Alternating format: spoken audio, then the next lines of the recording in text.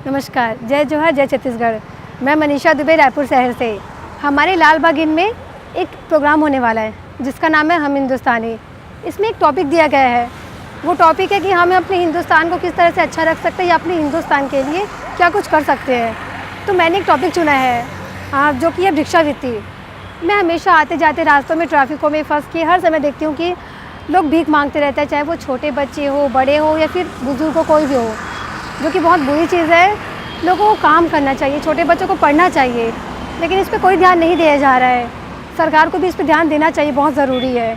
एक नंबर है 1098 नंबर, जिस पे किसी को भी छोटे बच्चे भीख मांगते दिखाई दे या फिर नशा करते दिखाई दे तो पहले उसे या तो मना करें, उसके पेरेंट्स से मिले। अगर कुछ पता नहीं चलता है तो उसे अनाथ आश्रम में डालें 1098 नंबर पे।